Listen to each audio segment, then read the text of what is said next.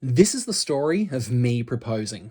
I'd been saving this piece of wood burl for a special project, and that day has come. I'm going to make an engagement ring box. Mary and I have been together for 9 years. We're both woodturners who discovered this hobby together. It sort of grew with our relationship, so it just felt right.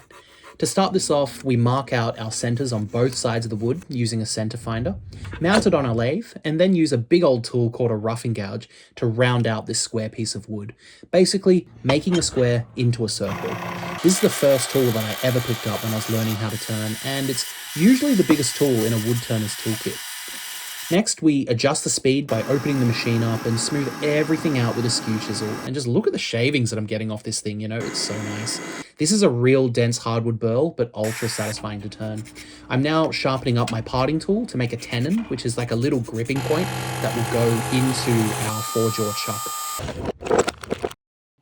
We tighten everything up and then mark out our cut point.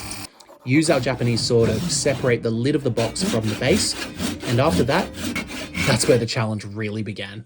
I needed to figure out how to drill 6 accurate, evenly spaced holes into a round piece of wood. So I tried like 3 or 4 different methods on scrap wood, and my drill just kept wandering, not drilling straight, before finally realizing the answer is, look, you just got to jerry-rig a pedestal drill onto your lathe.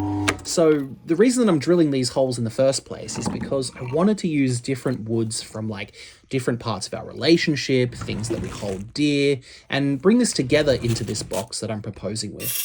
Here I'm drilling several different types of wood. These are all bits from, either trips that we've done or represent places that we love, family, where we met, many different aspects of our relationship. So I'm carefully drilling these wood plugs to a slightly larger diameter than the holes we just drilled, so they fit real tight with some gentle tapping and gluing them in with some Gorilla wood glue. Now, whilst that's drying, we'll get started on that lid handle. The diamond in the ring is a round cut, so to match it, I wanted the handle to be spherical too and inlaid with juniper, aka Eastern Red Cedar, one of Mary's favourite woods, which has this magnificent, rich purple colour, and the shavings have this super earthy, almost like medicinal smell when turned. Mary turned a beautiful vase a while back out of this timber and just fell in love with it. So I knew that I had to incorporate it here before flipping that lid around to hollow it out, sand it, and prime it with some hard burnishing oil. The glue's now dry, so we can turn the base. All these wood plugs have wildly different levels of hardness, and I was barely cutting the hardwood and the softwood was getting shredded. I had this big piece of jacaranda just completely rip out, so then spent ages digging it out carefully and inlaying another piece. I didn't film that part because the proposal date was looming, but trust me, not fun. With that done and dusted, this is actually the first time the lid and the base come together, and you'll see me making these micro adjustments to get that fit just right before truing up both pieces to the same diameter. I'm working the fit so that you can open the box with one hand so that she can easily put her ring away for safekeeping, like before wood turning or swimming at the beach. And now comes the sanding, getting the piece nice and smooth. I'm using some calipers to make sure everything's even before we part this off the lathe, and this is a very satisfying moment when you finally get to take your piece off the lathe. So this entire time you've been looking at your piece sideways, right? This is like the first time you get to see it the right way up. And we're just sanding that base, getting that smooth.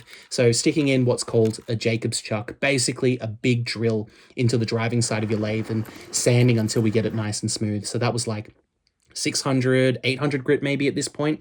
It's a wonderful moment when you get to step back and admire your work. But, the difference in woodworking between good and great is the quality of your finish.